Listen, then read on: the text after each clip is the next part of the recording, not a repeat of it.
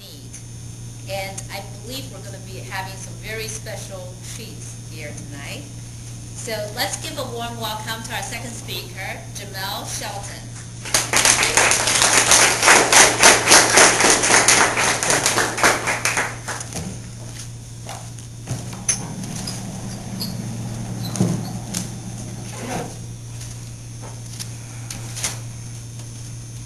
Before I get started, I want to kind of just provide a slight backdrop. This is more a story of a 17-year-old, the fictional story of a 17-year-old teenager, and something that he's actually gone through. And I do also have music that kind of set up for everyone, so just kind of bear with me.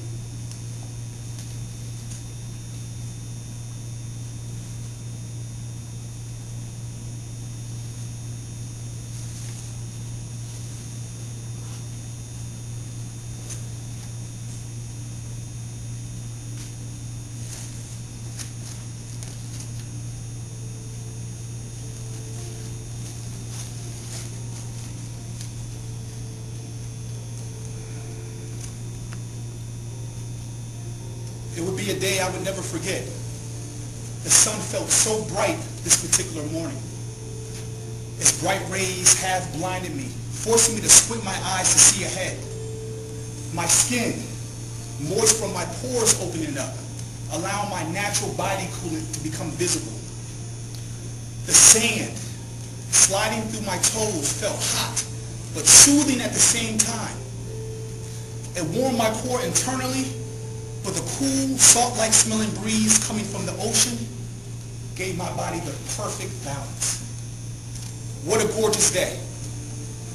These are days that you know there's a God or a higher being in existence, I thought to myself. What I didn't know was this would be the first day of many I would question that very thought.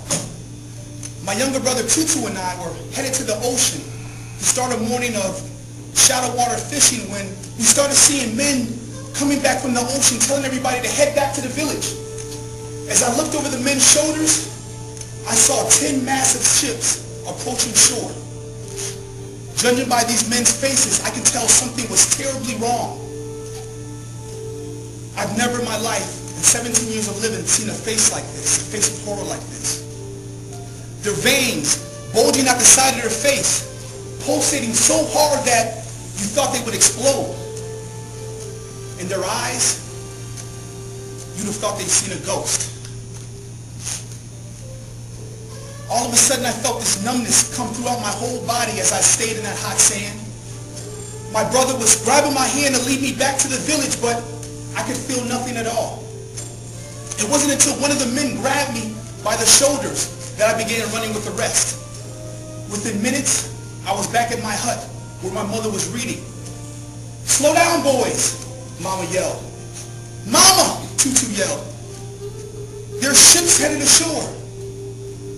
As my mother started to ask me what we were seeing, we started hearing screams coming from outside. As my mother opened the door, she felt total chaos. There were men in the village trying to direct our villagers back to our huts, while other men just stood frozen like statues by what they were witnessing. As the first ship hit the shore, all hell had broken loose. There were men in our village that were throwing rocks and spears to try to fend these men off, but they were no match. You see, these men had guns and whips, and with a quick flick of the wrist, they could take the flesh off a man's body. These men only had one idea in mind, and that was to divide and conquer by any means necessary. Within hours, they had half my village captured. They had iron shackles across our necks, across our wrists, and across our ankles. They also had chained us together in groups of 10, separating us by men, women, and child. Once they had the entire village either dead or captured, we had to walk for 3 days to the Cape Coast, where they put us in a white slave castle. Those who were too weak to make that journey were shot dead on the spot. My mother was one of them. Upon entering this dungeon, we went through an unbearable hell. The conditions of these dungeons reflected the attitude that they had towards my people and I. We were forced to eat and sleep in the same place that we urinated and relieved ourselves.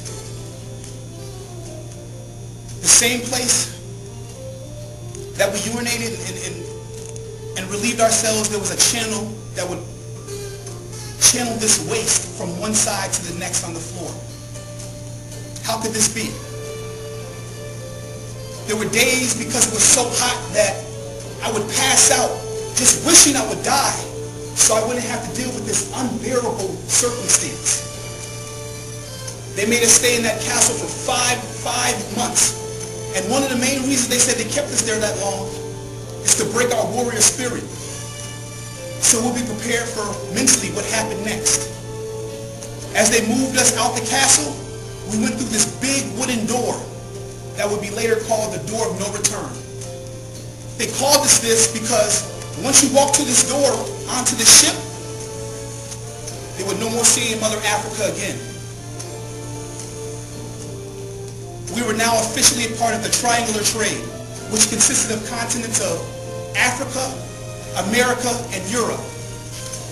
We were treated like cattle on these ships, forced to stand in places that were too small for standing room.